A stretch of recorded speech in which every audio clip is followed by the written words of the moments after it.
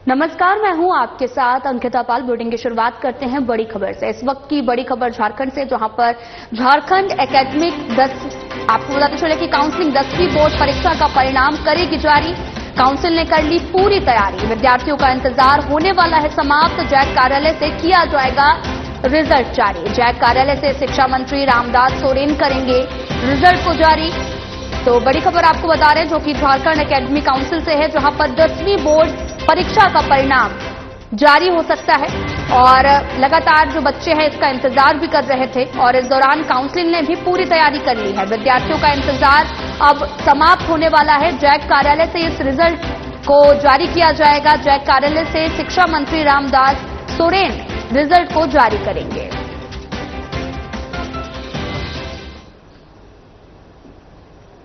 तो वहीं झारखंड मुक्ति मोर्चा के केंद्रीय सचिव सुप्रियो भट्टाचार्य ने एक प्रेस कॉन्फ्रेंस कर बीजेपी और केंद्र सरकार पर तीखे हमले बोले हैं। उन्होंने ऑपरेशन सिंदूर के बाद बीजेपी की ओर से निकाली जा रही तिरंगा यात्रा पर सवाल उठाते हुए कहा कि बीजेपी के नेता हर उस राज्य में जा रहे हैं जहां चुनाव होने वाले हैं, लेकिन वो मणिपुर और साथ ही पहलगाम नहीं जाएंगे। सुप्रियो भट्टाचार्य ने कहा कि हाल ही में हुई नीति आयोग की बैठक में देश भर के मुख्यमंत्री शामिल हुए, लेकिन प्रधानमंत्री मोदी ने केवल बीजेपी शासित राज्यों के मुख्यमंत्रियों के साथ बैठना पसंद किया। उन्होंने आरोप लगाया कि गैर बीजेपी शासित राज्यों के मुख्यमंत्रियों की बातों को नजरअंदाज किया गया है। बीजेपी शासित राज्यों की बातों पर अधिक ध्यान दिया गया। वहीं उन्होंने आगे ये भी कहा कि ऑपरेशन सिंदूर और आतंकवाद के मुद्दे पर केंद्र सरकार ने एक बहुदलीय प्रतिनिधिमंडल को विदेश दौरे पर भेजा है। सुप्रियो ने भी सवाल उठाया कि इस प्रतिनिधिमंडल ने विदेश जाकर क्या हासिल किया, इसकी जानकारी सभी दलों को सार्वजनिक रूप से दी जानी चाहिए। उन्होंने यह भी कहा कि नीति आयोग से जुड़े मुद्दे पर भी चर्चा के लिए संसद का विशेष सत्र बुलाया जाना चाहिए। उन्होंने स्पष्ट कहा कि ऑपरेशन सिंदूर के समय सभी दल मोदी सरकार के साथ खड़े थे, इसलिए उससे जुड़ी हर बात प्रधानमंत्री मोदी को संसद के सामने रखनी चाहिए। जेएमएम संसद का विशेष सत्र बुलाने की मांग करता है ताकि इन सभी मुद्दों पर केंद्र सरकार जनता और संसद के सामने जवाब स्पष्ट कर सके।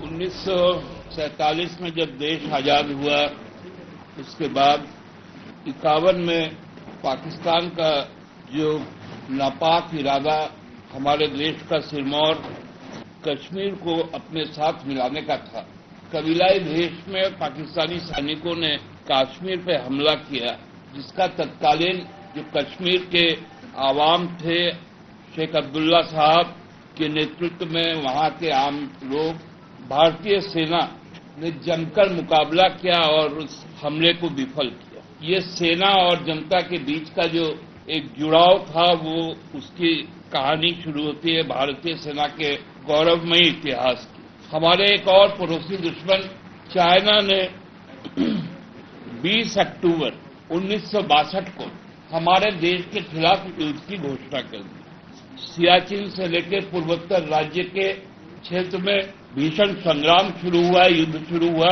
देश के बहादुर फौज ने चाइना को जबरदस्त तौर पर जवाब दिया।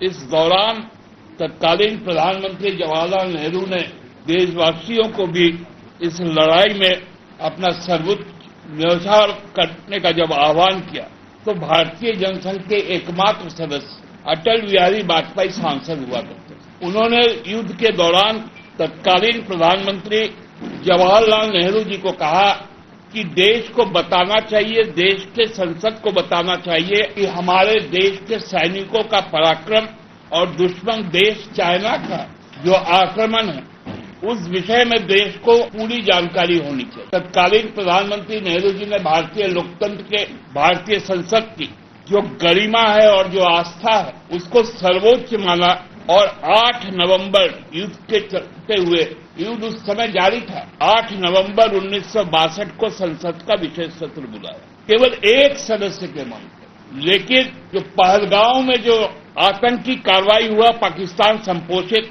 उसके बाद लगातार पूंछ में, रजौरी में पाकिस्तान की कार्रवाई हो रही है, हमारी कार्रवाई हुई ऑपरेशन सिंदूर, ये तमाम हालात पर अभी तक संसद को नहीं बताया गया। संसद यानी देश को नहीं बताया गया। एक राष्ट्र के नाम संबोधन हुआ प्रधानमंत्री जी का, खबरें आई कि चाइना भी उस वक्त पाकिस्तान को मदद किया था, तुर्की भी किया था, अजरबैजान भी किया था। ये सब खबरें समाचार चैनलों में आई, देश विदेश के मीडिया में आया, लेकिन सरकार की पुष्टि नहीं आई।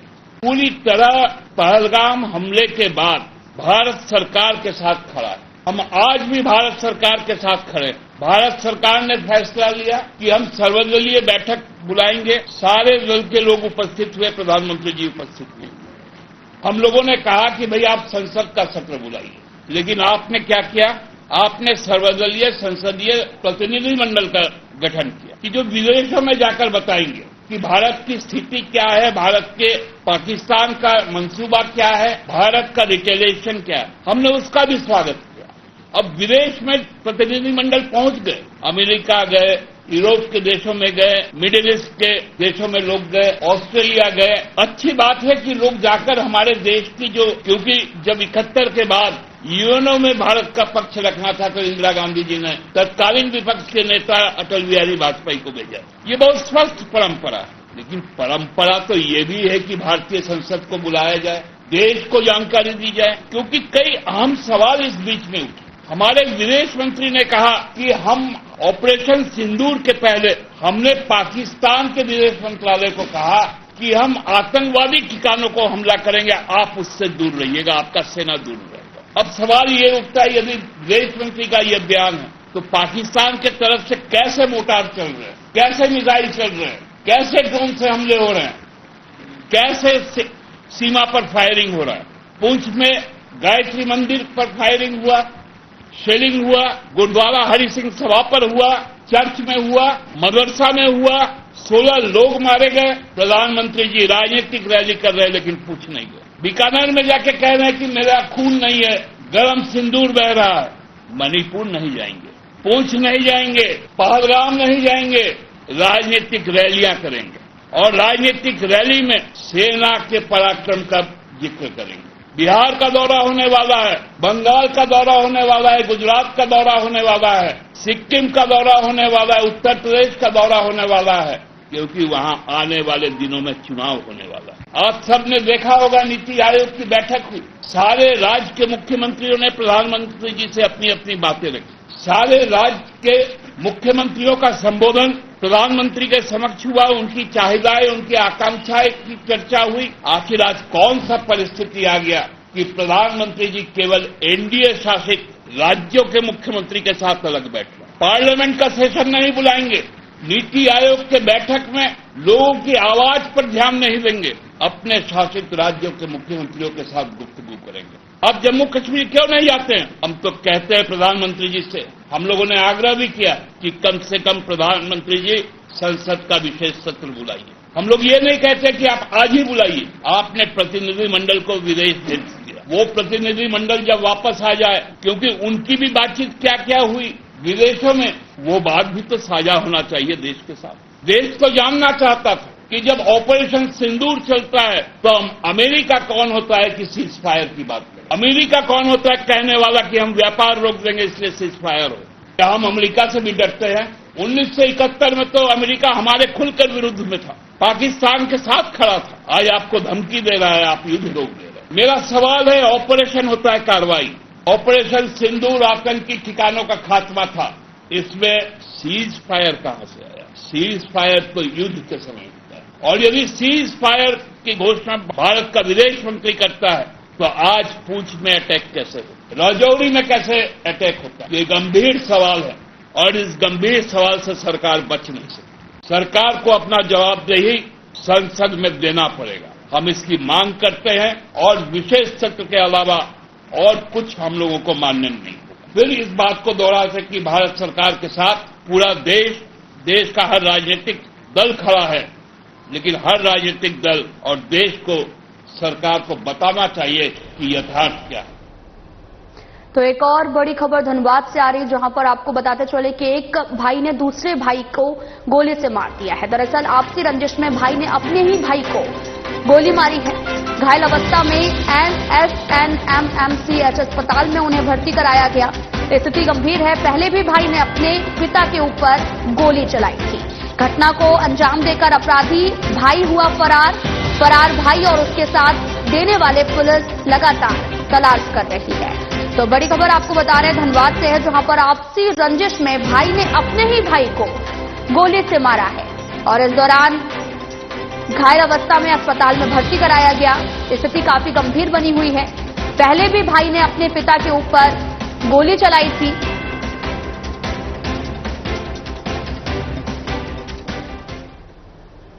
झारखंड सरकार ने कई जिलों के डीसी का ट्रांसफर कर दिया है। उपायुक्त गिरिडीह नमन प्रियेश लाकड़ा का ट्रांसफर जिला दंडाधिकारी और उपायुक्त देवघर के रूप में किया गया है। वहीं आपको यह भी बताते चलें कि आईएएस कंचन सिंह को सिमडेगा का डीसी बनाया गया है। इसको लेकर कार्मिक प्रशासनिक सुधार और राजभाषा विभाग ने अधिसूचना जारी कर दी है।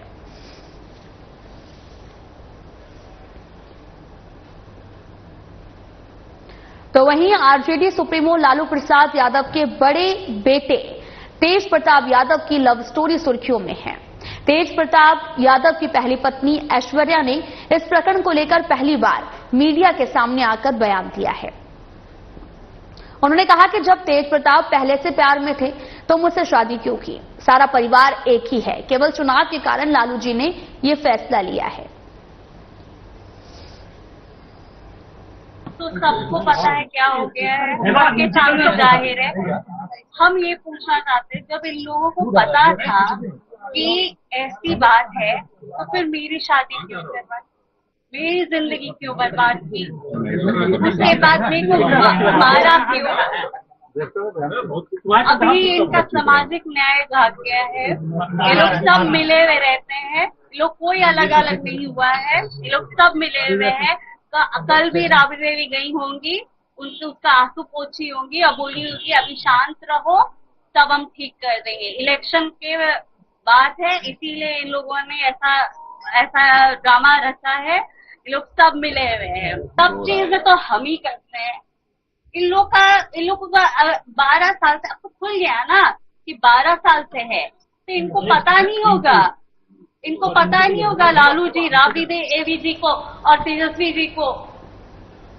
तो वहीं बक्सर जिले में अपराधियों के हौसले लगातार बुलंद होते जा रहे हैं। सोमवार को तीसरे दिन भी अपराधियों का तांडव देखने को मिला, जब चौसा थर्मल पावर प्लांट के गेट के समीप अज्ञात हमलावरों ने युवा आरजेडी नेता अर्जुन यादव को ताबड़तोड़ गोलियां मारी और हमले में उन्हें कई गोलियां भी लगी हैं, जिनमें से एक सिर के पास भी लगी है।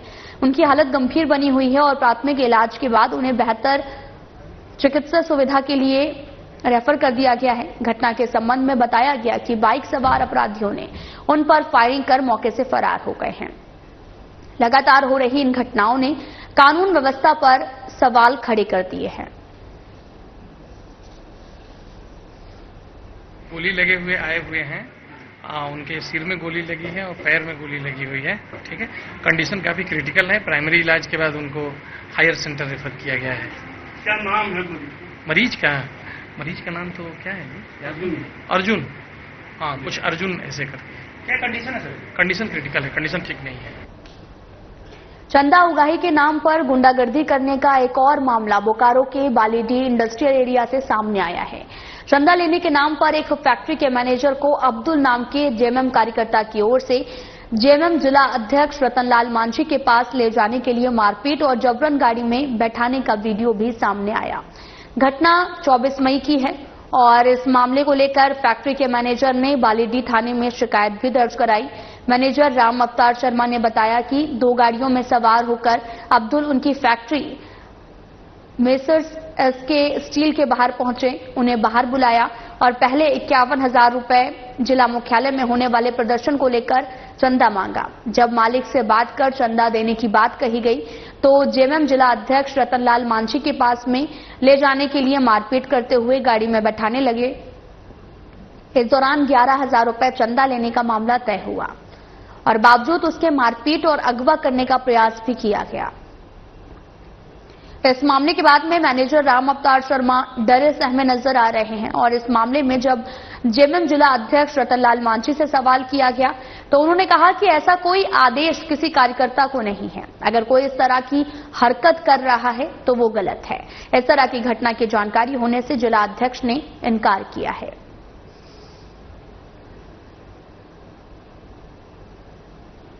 वो जो कल जेएमएम के अध्यक्ष आए थे आदमी 8-10 आए, मतलब 2-3 गाड़ियां थी, तो उसमें एक अब्दुल नाम का भी था। उसने आके जबरदस्ती से धक्का मुक्का करके और बोले थे कि हम रतनलाल मांझी जी भेजे हैं चंडीगढ़, उनको उनके पास लेके चलिए। जबरदस्ती से अपनी गाड़ी में बैठा रहे थे और मेरे दोनों मोबाइल भी छीन लिए थे। चंदा फंदा लेने के चक्कर में थे, चंदा मांग रहे थे। बोले थे कि रतनलाल मांझी जी भेजे हैं। हम बोले थे कि चंदा लेना है तो हम सर से बात करते हैं और बताते हैं। तो सर भी किसी का नंबर दिए थे, उनसे जो बात की, उनसे इनका बात हुआ या नहीं हुआ ये तो पता नहीं। फिर यहाँ आके कल आके फिर वही है धक्का मुक्की करने लगे, मांगने लगे। हमको कोई जानकारी नहीं है, इस तरह का हमारे जिला की तरफ से कोई ऐसा आदेश नहीं है या लिखित हम लोग को बोला नहीं गया है। और कोई कस का इस तरह का काम कर रहे होंगे तो ये बिल्कुल ही गलत कर रहे हैं, इस तरह नहीं करना चाहिए। जो जब तक जिला का यदि इस तरह का आदेश ना हो इस तरह का बातें, तो इस तरह को कोई भी कार्यकर्ता को इजाजत नहीं देती है। अब्दुल ने तो कहा कि जिलाध्यक्ष हमको भेजे हैं। नहीं, ऐसे आप बोलने में कोई इसको आप उसको पूछ सकते हैं। और यदि किसी का भी जिलाध्यक्ष का नाम व्यक्त करके यदि इस तरह का करे तो हम चाहेंगे जितने भी लोग हैं इस तरह का बात को अनदेखा करते हुए इसमें जो है ना अपना स्वयं रखते और तुरंत जिलाध्यक्ष से बात करें। चंदा को लेके ही जेएमएम कार्यक्रम करेगा? जी नहीं, जेएमएम जो है ना अपने तरीका से जो है ना सारे जो आपका 27 तारीख को प्रोग्राम है अपने अपना क्षेत्र में जो है ना पूरा संगठन एकत्रित होकर के उन लोग अपना कार्यक्रम का तैयारी कर रहे हैं।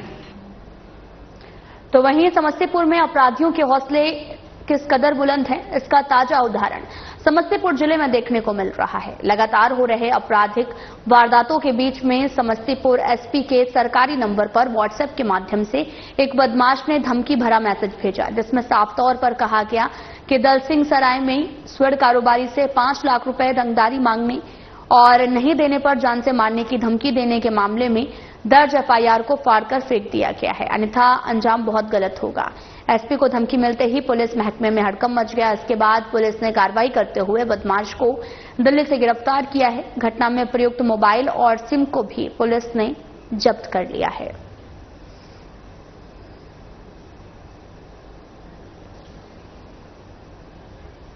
आपको बताते चलें कि पूरा मामला समस्तीपुर से सामने आया, जहां पर अपराधियों के हौसले काफी ज्यादा बुलंद हैं। इसका ताजा उदाहरण जो है वो समस्तीपुर जिले में भी देखने को मिला है। लगातार हो रहे आपराधिक वारदातों के बीच में एसपी के सरकारी नंबर पर व्हाट्सएप के माध्यम से एक बदमाश ने धमकी भरा मैसेज किया था, जिसमें साफ तौर पर धमकी दी गई थी, रंगदारी मांगी गई थी। दिनांक 9/5/2025 को तहसीलदार थाने को एक आवेदन प्राप्त होता है। आवेदन में ये जिक्र किया जाता है कि जिनके द्वारा जो आवेदन दिया जाता है वो खुद एक पत्रकार है।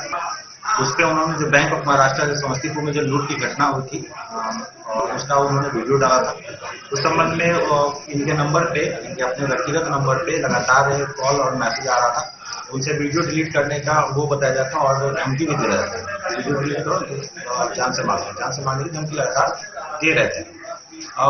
उसी के कुछ समय बाद लगभग 16/5 को एक स्वर्ण व्यवसायी है जो कि दल सिंह सराय के रहने वाले हैं, उनसे भी 5 लाख की डिमांड इसी नंबर के द्वारा की जा रही थी। इस दोनों मामलों में एफआईआर जो है वो प्रतिवेदित किया गया। प्रतिवेदित करके हम लोगों ने टेक्निकल अनुसंधान मानवीय सूचना संकलन के आधार पर जगह जगह छापेमारी की। इसका हम लोगों ने डिटेल्स निकाला और इसी क्रम में इस व्यक्ति जो मोबाइल धारक है, जिनका नाम हर्ष चौधरी, जो कि पछवाड़ा के रहने वाले हैं, ठीक है, उनका गिरफ्तारी हम लोगों ने सुनिश्चित किया।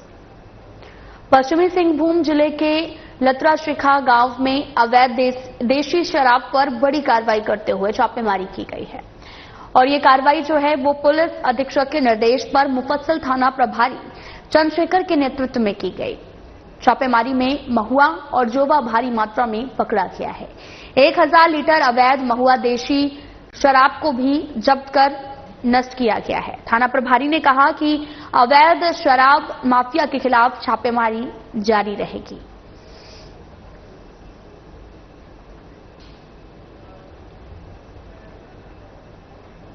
गुजरात के सूरत में छत से गिरकर जान गंवाने वाले गोमिया के प्रवासी मजदूर रेशका हेब्राम का शव रजडेरवा गांव पहुंचा है।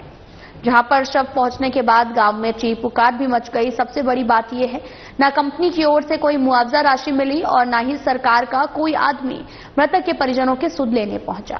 मुखिया मोहम्मद रियाज अंसारी ने बताया कि यहां के लोगों के पास में रोजगार की कमी है, जिसके कारण लोग पलायन को मजबूर हैं और रेशका हेब्राम भी कमाने के लिए बाहर गया था, जहां उसकी मौत हो गई है। इस घटना से सभी काफी आहत हैं। ठेकेदार से बात किए तो ठेकेदार है जो मतलब काम क्रिया के लिए पैसा है जो 70,000 रुपये दिया है, बाकी बोला कि उसका इंश्योरेंस का जो भी पैसा होगा हम लोग ऐसे दिलाने का काम करेंगे। अगर उसका थोड़ा सा कमी है, हम लोग तो कोशिश कर रहे हैं कि गाँव जाकर पर भी हर टोला मोहल्ला में जाकर हम लोग इंश्योरेंस मतलब कि दिलाने का काम इन लोगों को करें, ताकि प्रवासी मजदूर जो भी हमारा यहाँ से बाहर जाए उसको उस चीज़ का लाभ मिले। कितने लोग होंगे? हमारा छुट्टे पंचायत से लगभग 200 से 250 लोग हो गए लगभग, जो बाहर में जो काम करते हैं। फिलहाल बुलेटिन में इतना ही। अब वक्त हो चला है डॉक्टर राकेश गुप्ता के साथ हमारे खास कार्यक्रम प्लस माइनस का। नमस्कार दोस्तों। पाकिस्तान एक तरफ भारत के खिलाफ साजिशें रचता